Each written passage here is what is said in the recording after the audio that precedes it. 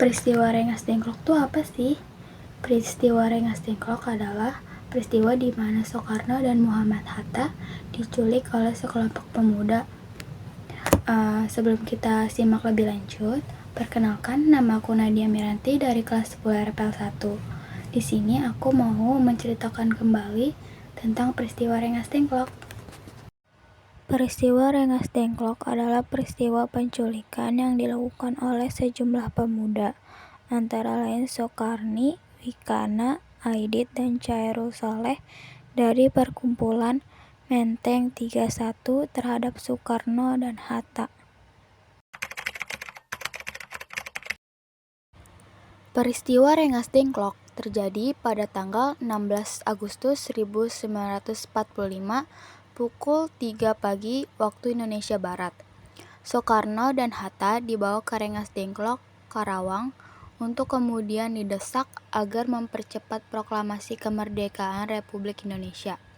Sampai dengan terjadinya kesepakatan antara golongan tua yang diwakili Soekarno dan Hatta serta Mr. Ahmad Subarjo dengan golongan muda tentang kapan proklamasi akan dilaksanakan, terutama setelah Jepang mengalami kekalahan dalam Perang Pasifik. Menghadapi desakan tersebut, Soekarno dan Hatta tetap tidak berubah pendirian. Sementara itu di Jakarta, Chairul dan kawan-kawan telah menyusun rencana untuk merebut kekuasaan. Tetapi apa yang telah direncanakan tidak berhasil dijalankan, karena tidak semua anggota PETA mendukung rencana tersebut. Proklamasi Kemerdekaan Republik Indonesia rencananya akan dibacakan oleh Bung Karno dan Bung Hatta pada hari Jumat 17 Agustus 1945. Ada dua lokasi pilihan untuk pembacaan teks proklamasi, yaitu Lapangan Ikada yang sekarang telah menjadi Lapangan Monas atau Rumah Bung Karno di Jalan Pegangsaan Timur nomor 56.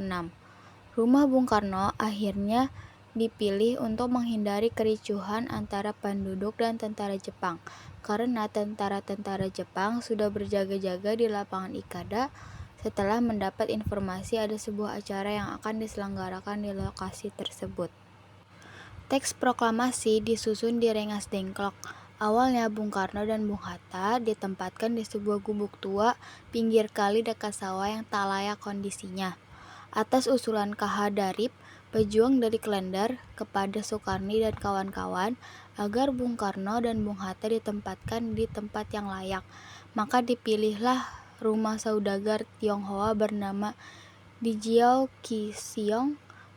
Bendera merah putih sudah dikibarkan para pejuang di Rengas Dengklok pada Kamis tanggal 16 Agustus sebagai persiapan untuk proklamasi kemerdekaan Indonesia. Karena tidak mendapat berita dari Jakarta, maka Yusuf Kunto dikirim untuk berunding dengan pemuda-pemuda yang ada di Jakarta. Namun sesampainya di Jakarta, Kunto hanya menemui Wikana dan Mr. Ahmad Subarjo. Kemudian Kunto dan Subarjo ke Rengas Dengklok untuk menjemput Soekarno, Hatta, Fatmawati, dan Guntur. Ahmad Subarjo mengundang Bung Karno dan Hatta berangkat ke Jakarta untuk membacakan proklamasi di Jalan Pegangsaan Timur nomor 56, Rumah Bung Karno. Pada tanggal 16 Agustus tengah malam, rombongan tersebut sampai di Jakarta. Keesokan harinya, tepat tanggal 17 Agustus 1945, pernyataan proklamasi dikumandangkan dengan teks proklamasi kemerdekaan Indonesia yang diketik oleh Sayuti Melik menggunakan mesin tik.